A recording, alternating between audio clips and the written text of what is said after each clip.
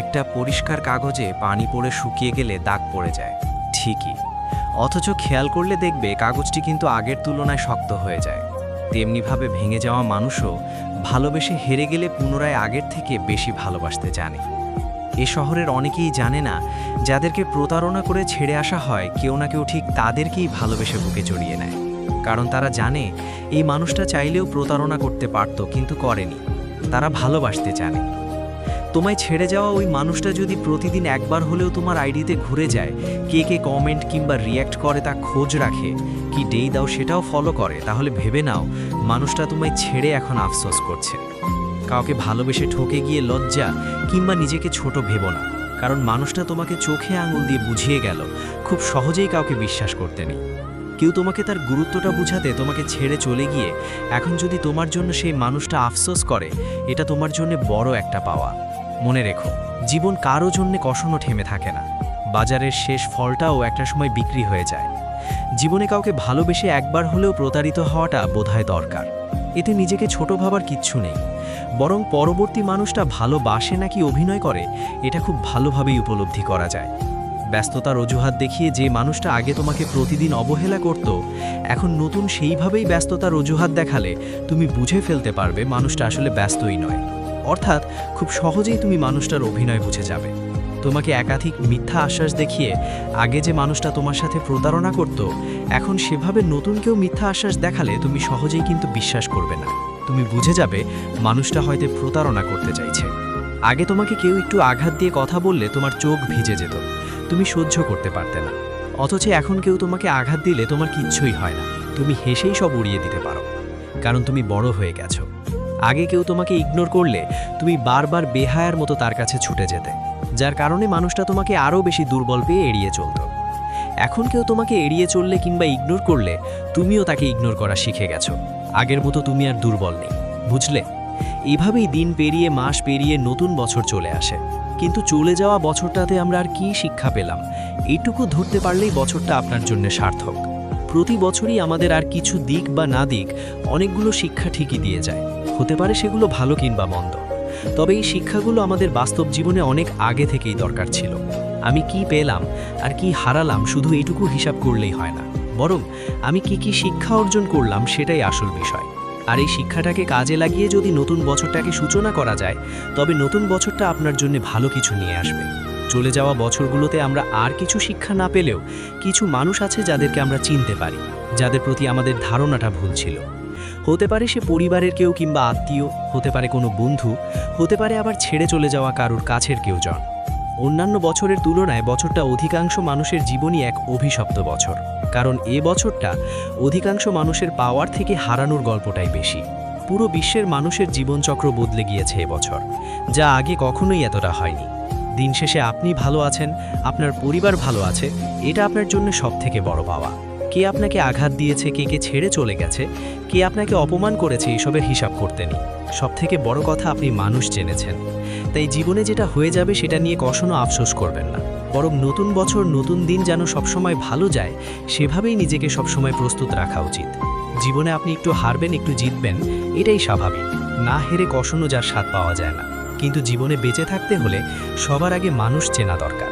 আপনি যখনই মানুষ চিনতে পারবেন, তখনই আপনি বুঝতে পারবেন কে আপনার জন্য সঠিক মানুষ আর কে ভুল মানুষ। একজন সঠিক মানুষ কখনো আপনার হতাশার কারণ হবে না। প্রিয় মানুষটার গায়ে ঠকে গিয়েছ, তার মানে এটা নয় যে তোমার যোগ্যতা কম ছিল, বরং ওই মানুষটারই যোগ্যতা কম ছিল বিধায় তোমাকে আর ধরে রাখতেই পারেনি। কেউ ঠকালে লজ্জা পেতে নেই কিংবা নিজেকে ছোট ভাবতে নেই, বরং যে ঠকায় সেই নিজেই তোমার কাছে ছোট হয়ে যায়। অনুশোচনা, লজ্জা ওই মানুষটারই হয়, কিন্তু সেটা প্রকাশ করে না। আড়ালে সে নিজেই নিজের কাছে ঘৃণিত। কেউ তোমাকে ঠকায় তার মানে এটা নয় যে তুমি প্রতিবারই ঠকে যাবে। তোমার জীবনে প্রথম মানুষটা ভুল ছিল তার মানে এটা নয় যে সব সময় ভুল মানুষই আসবে। তুমি ঠকতে ঠকতে একদিন জিতে যাবে। ভুল মানুষ চলে যাওয়ার পরও একদিন সঠিক মানুষ ঠিকই চলে আসবে। ভুল মানুষের জন্য কখনো নিজেকে ছোট ভাবতে নেই। ভুল মানুষ জীবনে আসে একদিন চলে আসার জন্য বা চলে যাওয়ার জন্য। তোমার জীবন থেকে ভুল মানুষটা চলে গিয়েছে সঠিক মানুষটা আসার জন্যেই। তুমি ঠিক যেমন, তোমার জন্য ঠিক তেমন কাউকেই রাখা হয়েছে। অপরদিকে আজ যাকে ঠকিয়ে তুমি ভাবছো জিতে গেছো, তাহলে ভুল ভাবছো। ওই মানুষটা ঠকেনি, ঠকেছ তুমি নিজে। যাকে যেভাবে ঠকালে তেমনিভাবে তুমিও একদিন এভাবেই ঠকবে, অন্য কারো কাছে কিংবা অন্য কোনোভাবে। তবে ঠকবে এটা নিশ্চিত।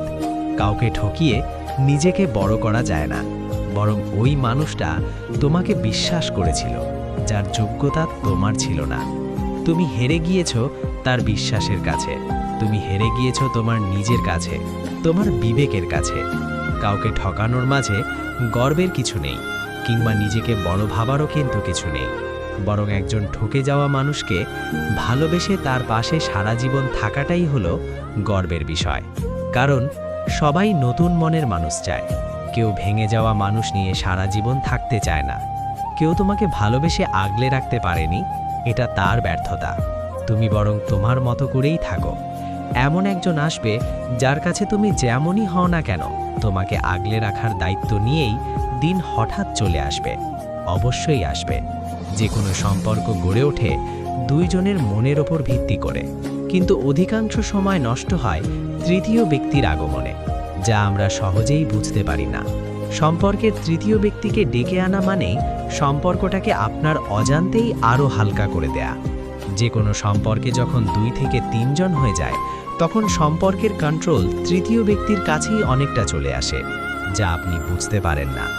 আপনি সম্পর্কে ভালো মন্দ যেমনই থাকুন না কেন, সবসময় চেষ্টা করবেন যা কিছুই হোক নিজেই সব কিছু সামাল নিতে। তবুও তৃতীয় কোনো ব্যক্তির কাছে সম্পর্কের সমাধান নিতে যাবেন না, যতক্ষণ পর্যন্ত আপনি নিজেই চেষ্টা করে ব্যর্থ না হচ্ছেন। ছোটখাটো সামান্য টুকটাক মান অভিমান ঝগড়া নিয়েও যদি আপনি অন্যদের কাছে এগুলো বলে বেড়ান, তখন তারা এটাকে হাস্যকর মনে করে, কিন্তু তারা আপনাকে বুঝতে দেবে না। ছোটখাটো বিষয়গুলো নিজেদেরকে আলোচনা করে সমাধান করতে হয়।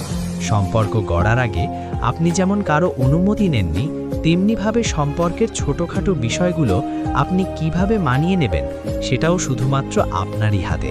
এখানে তৃতীয় ব্যক্তিকে আগমন করানো একদম বোকামি। প্রত্যেকের ব্যক্তিগত কিছু বিষয় থাকে, যা শুধুমাত্র নিজেদের কাছেই রাখতে হয়। ব্যক্তিগত বিষয়গুলো সবার কাছে খোলামেলা আলোচনা করলে নিজের ব্যক্তিত্বই হালকা হয়ে যায়। কিছু ব্যাপার একদম নিজস্ব গোপনীয় রাখা উচিত।